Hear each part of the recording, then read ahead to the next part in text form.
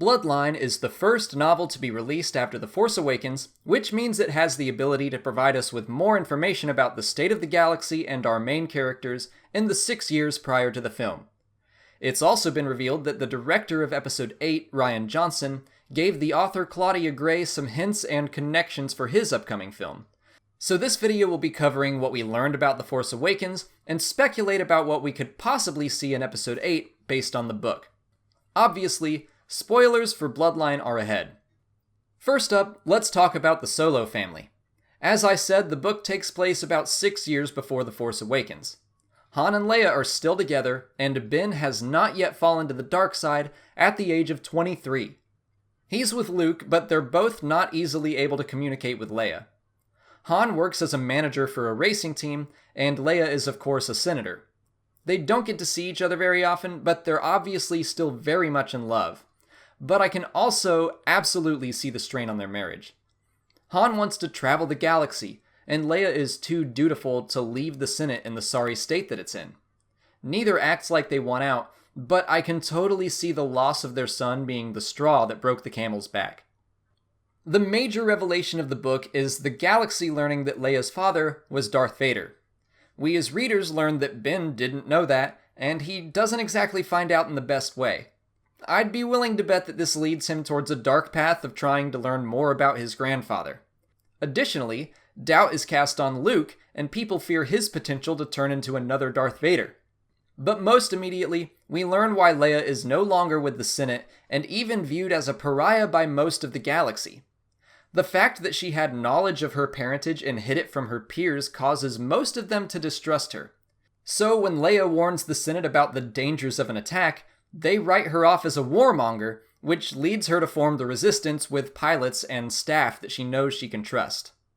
While I'm on the subject of Vader and Leia, I want to jump back to A New Hope, because Leia actually discusses her torture on the Death Star. In the film, the violence is off-screen and implied, but we don't know exactly what happened. Well, we get some details in the book, and it sounds rough. More intense than I imagined, actually. And jumping back to A New Hope reminds me of something else. Leia's on-again, off-again British accent in the first film has been the target of jokes before, but there's actually now an in-universe reason for it. Leia recalls using a pompous accent to mock Tarkin when they met on the Death Star. It's a silly and flimsy excuse, and one that doesn't exactly hold up, but I think it's fun that Gray took the time to try to rationalize it. Okay, and the last thing that's not Force Awakens related I want to mention is that Leia's actions on Vrogus Voss are mentioned. That storyline happened in the Star Wars and Darth Vader comics, and it's totally awesome to see the books pulling from and validating the entire Star Wars canon and not just the films. Okay, back to answering some Force Awakens mysteries. We explore why Leia decided not to go with Luke and Ben to train as a Jedi. It again comes down to duty. The Force is totally alien to her, and she feels that she'd be more useful as a senator than a Jedi. However, she does take note of some moments of intuition and believes the Force is guiding her, so there's still a connection there. As for the Millennium Falcon, Han has lost it at this point, but unfortunately we don't get any new extra information as to how. The final thread I want to follow is corruption in the Senate and the First Order, which I think is what will tie into Episode VIII. I, for one, was disappointed to not spend much time with the New Republic in The Force Awakens. The First Order just hits the reset button on the galaxy with Starkiller Base. Well, Bloodline gives a lot of insight into how the New Republic operated, but also raises some interesting questions that I think will be addressed in the next film. The Senate operated well under Mon Mothma for a good long while until she grew ill and had to step down, although she is still alive at least during Bloodline. Without her leadership, the Senate fell into the same patterns of bureaucracy and ineptitude that the Old Republic did. They split into two parties called the Populists and the Centrists.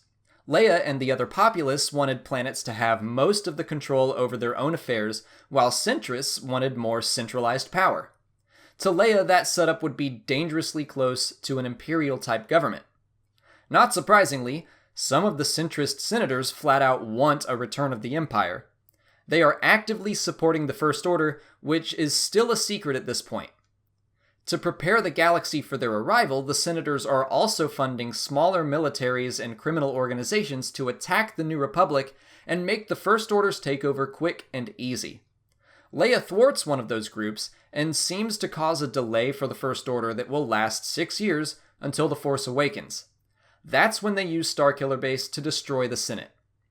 But what about all their supporting senators? Did the First Order just kill all of them too?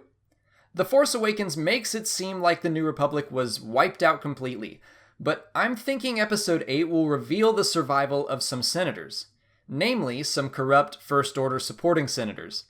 Maybe the First Order will have a lot of power in the galaxy thanks to the backing of what remains of the New Republic leadership.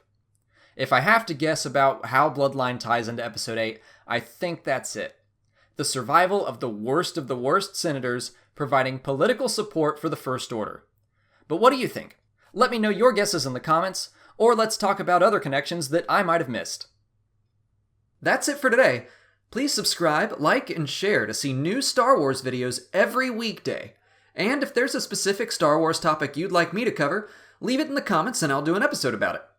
As always, thank you for watching, and may the Force be with you.